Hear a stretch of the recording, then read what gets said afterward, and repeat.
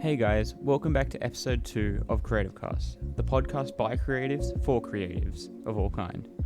Today we went to the ICC to interview the amazing Tom Gann, aka Ludicrous Feed. So let's get right into this. Hey guys, I'm Jacob, and today we're here with Ludicrous Feed. So first of all, tell us a little bit about yourself and what you do. Yeah, so my name's Tom. I run a channel called Ludicrous Feed. It's a YouTube channel. It's kind of expanded over the years to include other social media platforms as well. I've got a website as well, ludicrousfeed.com. And the channel started in 2018 when I first got an EV, a Tesla Model S. And at the time, there weren't many EVs around. So I decided one day to put on a GoPro on my screen mounted and just record my thoughts because people kept asking me the same questions. So I thought I'm going to record it for posterity and just direct them to the channel to give them the answers that way. So what inspired you to start a career in making content about electric vehicles on YouTube? I'm hoping it becomes a career one day. It's still a side hustle. Sure. It's still a passion, but it is slowly starting to get monetized. So, but as I said, it's with a chance to spread the EV message and to educate more than, be too sensationalist with it. Just to give the facts, dispel some of the myths, and hopefully I've achieved that over the years. Yeah, amazing. So what's some advice that you would give some beginners that want to start creating content? Great question. By the way, just as a disclaimer, I've got no background in filmmaking, journalism, nothing like that. It's just me. I actually have another day job on the side. I've got a day job, and this is my side project. But my advice to someone who's starting out is to just be engaging, be yourself.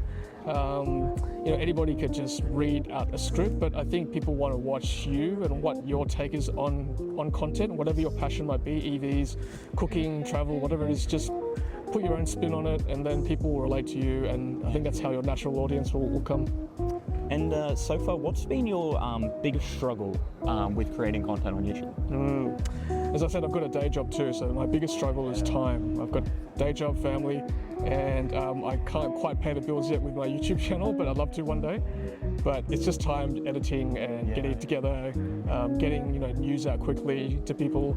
But hopefully that will change as I hopefully get more time, as I hopefully transition to this kind of job. Amazing. So what's the most important thing you think you've learned in your content creation journey? I think it's, I don't know, I don't really quite like the word influencer in this space. Like, I don't feel like I'm influencing much. I mean, I help, but I feel like it's riding the wave. Like, the crowd influence themselves. They, the people decide what's trending, what's popular. So you've got to help follow that a little bit and just be factual. Well, I try to be factual with my content. And if you're passionate something like EVs, then just stick to it and be factual with what you produce and post. So what sort of methods do you use to keep up to date with current trends within the industry?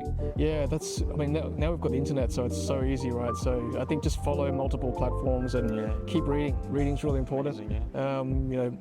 I won't name any specific platform, but whatever you can get your hands on, and just read widely, because obviously you can get stuck in a bubble into a certain kind of thinking, but if you can read widely, get different opinions, then if you want to stay balanced, which I try to become, I'll try to be balanced, then read widely and try and express a more middle ground opinion. So what are some ways you would network within the industry to grow?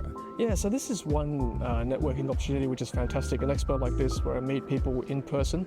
A lot of the time you just either on Zoom or video call or on the phone. It's a bit more impersonal, whereas now I'm around here, I can shake hands with people, speak to them in person. There's so much in body language you don't get in a phone call or a Zoom call. So these kind of real world, real life networking opportunities are really important. That's why I try and go to as many expos as I can. Amazing, yeah. So would you recommend any groups or places to join to grow within the industry? A lot of social media groups and forums are really useful, because then you can actually get opinions from other people, and a lot of varied opinions too. Amazing. And not any single opinion might be right, but if you read a few, then you can always get your own, form your own opinion, and that can come across in your content too. Otherwise, interest groups, whatever your content you want to produce. I'm sure there are other, travel interest groups, cooking interest groups, car interest groups. So there's plenty of opportunities out there to network with other people. Yeah. And what would you do differently if you had your current knowledge now and you had to restart from scratch?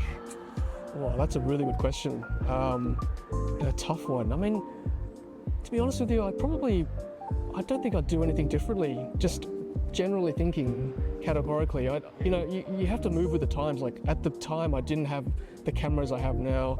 There's not as much content out there in the past, but you just got to adapt.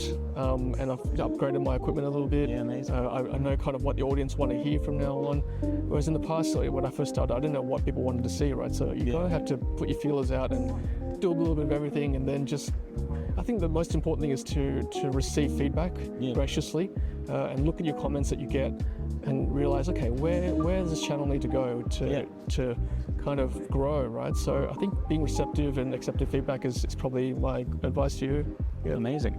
And finally, how can people find you and learn more about you? Yeah, so as I said, Ludicrous Feed is my brand, so ludicrousfeed.com. I'm on YouTube, Instagram, LinkedIn, X, Facebook, so come find me. Brilliant. Thank you so much for your time. Pleasure. Thanks for having me. Once again, thank you so much for joining us on episode 2 of CreativeCast. I hope you enjoyed getting a glimpse into the mind of Tom Gann, aka Ludicrous Feed. If you like what you heard, don't forget to subscribe, leave a review, and share this episode with your friends. Until next time, keep creating, stay inspired, and remember, every creative journey is unique, and yours is worth sharing. Bye-bye.